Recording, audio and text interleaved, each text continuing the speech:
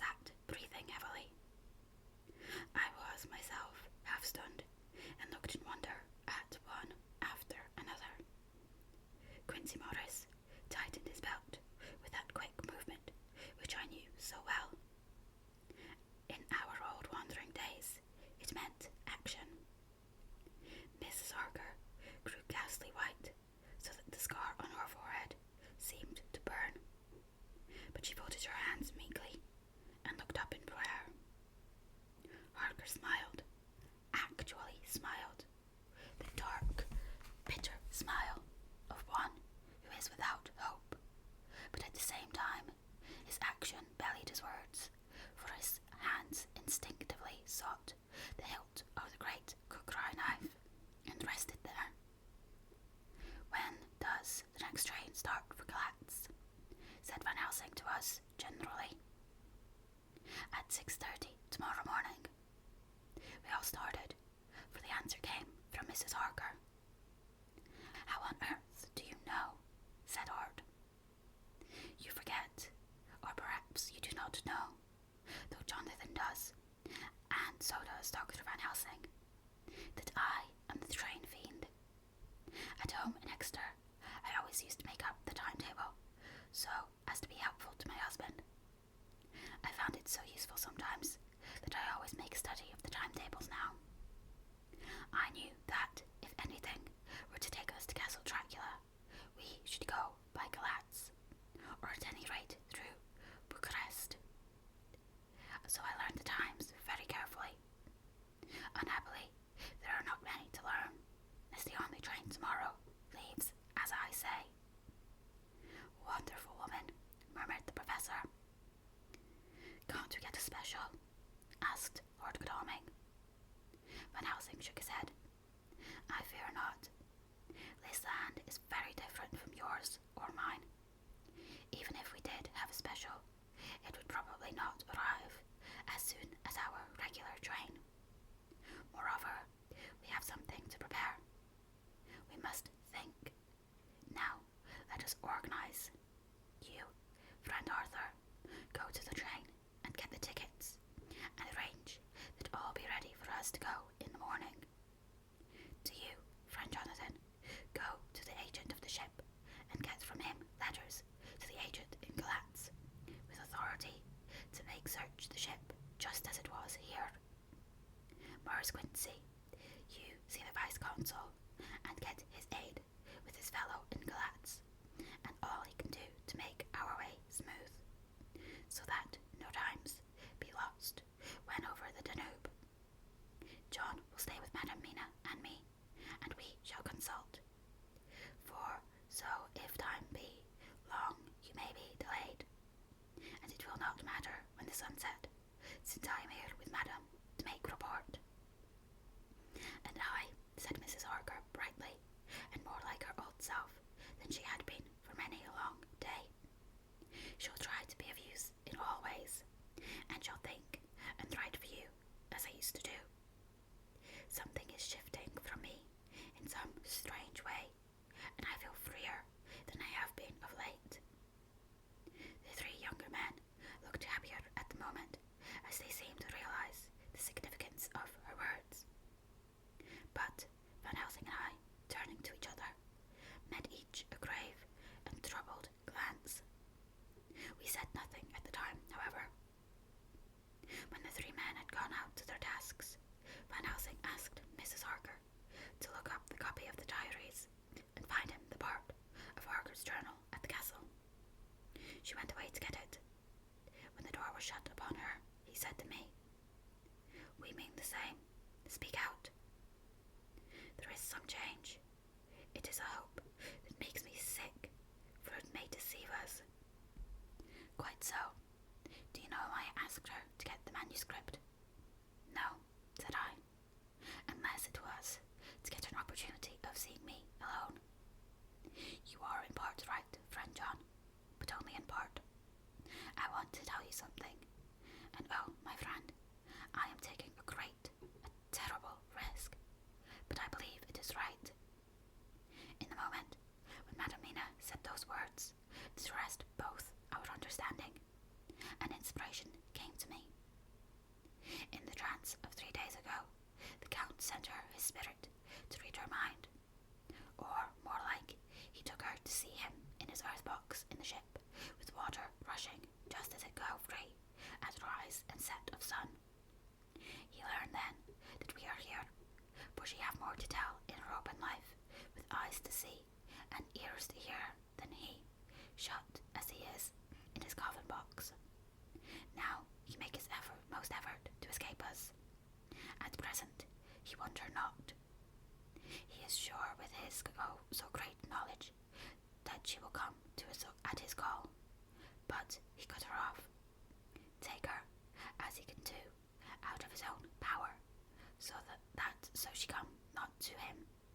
Ah, there, I have hope that our man brains, that have been of man so long, and that have not lost the grace of God, will come higher than his child brain, that lie in his tomb for centuries, that grow not yet to our stature, and that do only work selfish, and therefore small.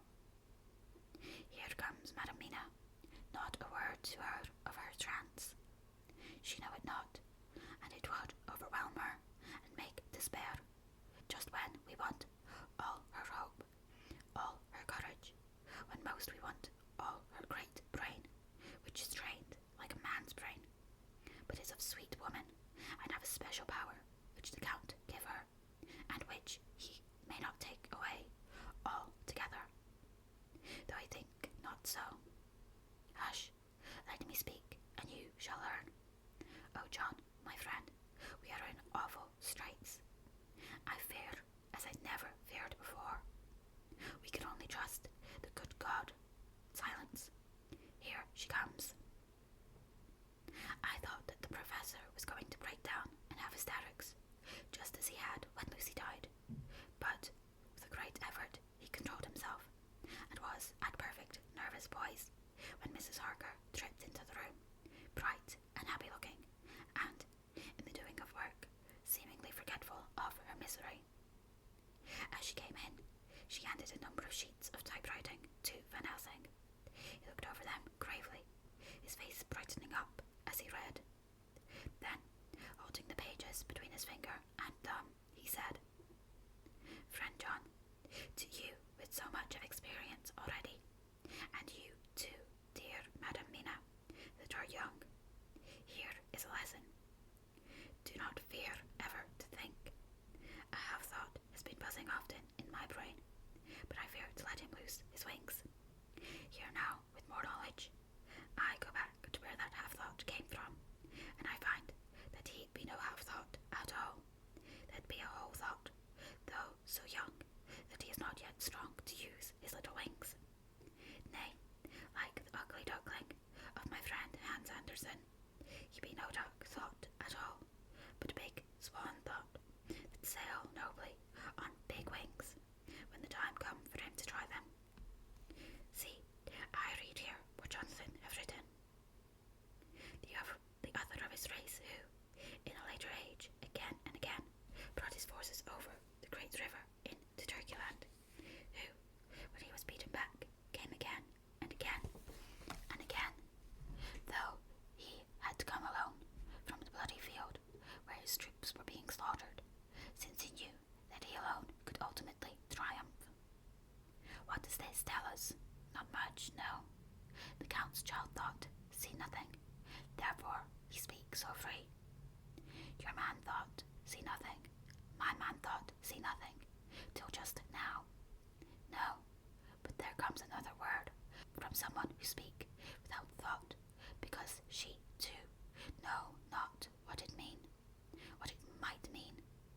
Just as there are elements which rest, yet when in nature's course they move on their way, and they touch, then poof, and there comes a flash of light, heaven-wide, that blind and kill and destroy some, but that show up all earth below for leagues and leagues. Is it not so? Well, I shall explain. To begin, have you ever studied the philosophy of crime? Yes and no. You, John, yes, for it is a study of insanity.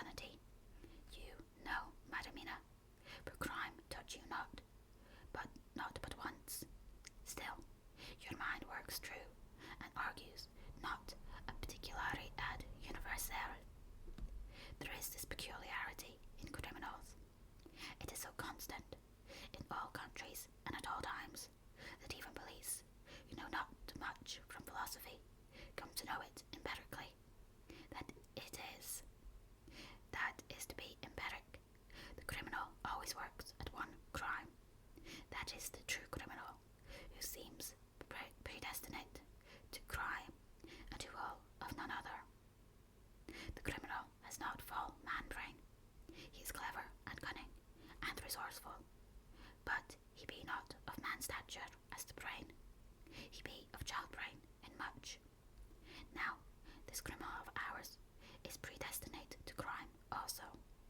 He too have child-brain, and it is of the child to do what he have done. The little bird, the little fish, the little animal learn not by principle, but empirically. And when he learn to do, then there is to him the ground to start to do more. Dos posto, said Archimedes, give me fulcrum, and I shall move the world. To do once is the fulcrum, whereby child-brain become man-brain, and until he have the purpose to do more, he continue to do the same, again every time, just as he have done before. Oh, my dear, I see that your eyes are opened, and that, to you, the lightning flash show all the leagues. For Mrs. Harker began to clap her hands, and her eyes sparkled. He went on. Now you shall speak. Tell us to dry man of science what you see with those so bright eyes. He took her hand and held it while she spoke. His finger and thumb closed on her pulse, as I thought instinctively and unconsciously, as she spoke. The Count is a criminal and of criminal type.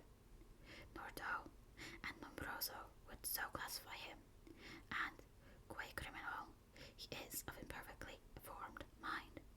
Thus, in a difficulty he has to seek resource in habit. His past is a clue, and the one page of it that we know, and that from his own lips, tells it once before, when, in what Mr. Morris would call a tight place, he went back to his own country, from the land he had tried to invade, and thence, without losing purpose, prepared himself for a new effort. He came again, better equipped for his work, and won. So he came to London to invade a new land. He was beaten, and when all hope of success was lost, and his existence in danger, he fled back over the sea to his home, just as formerly he had fled back over the Danube from Turkeyland. Good, good. Oh, you so clever lady, said Van Helsing enthusiastically, as he stooped and kissed her hand. A moment later, he said to me, as calmly as though we had been having a sick-room consultation, 72 only, and in all this excitement, I have hope. Turning to her again, he said, with keen expectation, but go on, there is more to tell if you will speak. Be not afraid, John and I know. I do, in any case, and shall tell you if you are right. Speak without fear.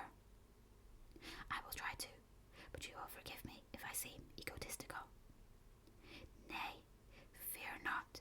You must be egotist, for it is of you that we think. Then, as he is criminal, he is selfish, and as his intellect is small, and his action is based on selfishness, he confines himself to one purpose. That purpose is remorseless, as he fled back from the Danube, leaving his forces to be cut to pieces. So now he is intent on being safe, careless of all. So his own selfishness frees my soul somewhat from the terrible power which he acquired over me on that dreadful night. I felt it. Oh, I felt it. Thank God for his great mercy. My soul is freer than it has been since that awful hour, and all that haunts me is a fear lest, in some trance or dream, he may have used my knowledge for his ends. The professor stood up. He has so used your mind, and by it he has left us here in Varna, whilst the ship that carried him rushed through enveloping fog up to Galatz, where, doubtless, he had made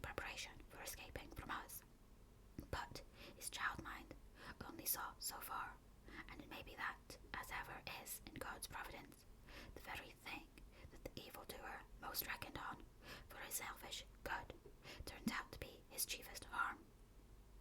The hunter is taken in his own snare, as the great psalmist says. For now that we think he is free from every trace of us all, and that he has escaped us with so many hours to him, then his selfish child brain will whisper him to sleep. He think, too, that as he cut himself off from knowing your mind, there can be no knowledge of him to you. There is where you fail. That terrible baptism of blood which he gives you makes you free to go to him in spirit, as you have as yet done in your times of freedom, when the sun rise and set. At such times you go by my volition, and not by his, and this power to good of you and others, as you have won from your suffering at his hands. This is now all the more precious that he know it not, and God himself have even cut himself off from his knowledge of our where. We, however, are not selfish, and we believe that God is with us through all this blackness and these many dark hours. We shall follow him, and we shall not flinch, even if we peril ourselves, and that we become like him. Friend John, this has been a great hour, and it have done much to advance us on our way. You must be scribe, and write them all down, so that, when the others return from their work, you can give it to them. Then they shall know as we do. And so, I have written it whilst we wait the return. And Mrs. Arger